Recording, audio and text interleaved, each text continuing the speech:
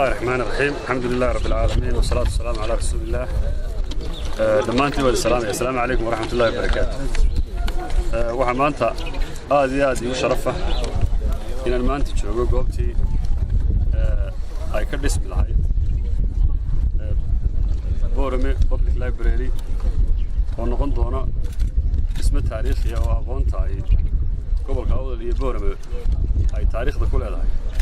qayb weyn ka qaadan doona hadii la ka dhigo dhismahan iminka aynu joogno aynu dhagax dhigi doono library-ga waxaa hore amar ku bixiyay madaxweynaha Jamhuuriyadda Soomaaliland in loo sameeyo Boorame oo magaalada taariikhda leh oo aan cimriga inta leeg iyo taariikhda inta leeg waxbarasho ay leedahay aan marna nasiib u helin inay yeelato public library madaxweynaha amar ku bixiyay aniga wasiir ahaan waxa la xil saaray in dhulkii laga dhigi lahaa oo library-ga oo dhul ku filan oo ku dhow goobaha waxbarashada iyo jaamacadaha loo asteeyay marka waxa halkan iminka aynu joogno waxa la ahaan jirtay wasaaradda beeraha waxa muddooyinka 10 sano ka badan madaxweyne Daahir Yaalka inuu ku wareejiyay jaamacadda Amuud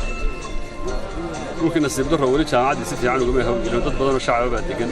wuxuu waa dhul ballaaran marka qayb ahaan dhulka kamid ah ayaan u asteynay inay noqoto halkii xarunta laga aasaasi lahaa maktabadda caamka ah ee Boorame waxa dhismahan noqon doona sida dhisaankan dambe ka muuqata dhisme hal dabaqa oo ballaaran dhulkiisuna wuxuu noqon doonaa 45 dhinac iyo 30 dhinac afarta koorna waxa ka mari doonta wadooyin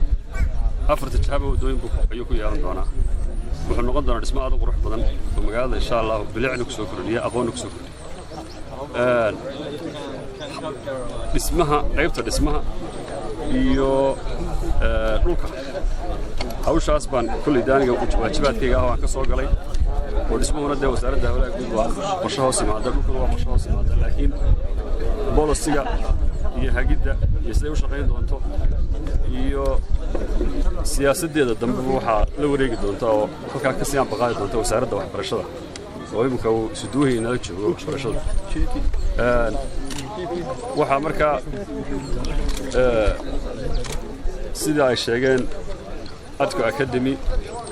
miisaaniyadda qarankana sanadkan waa loogu daray qorshe wixii ka dhinmana waa la isla kaashan doonaa oo reer Boorame iminka aad bay u lacageysteen laftigeedu iyo qarash badan bay ku dari doonaan haddii alla ka dhigo maasha Allah taana waa ka qayb qaadan doonaa wixii dal looga soo baahdo waxa runtii lagu soo gabagabeynayaa iminka waxaynu dhagax dhigi doonaa oo iminka loo bilaami doono dhagax dhigi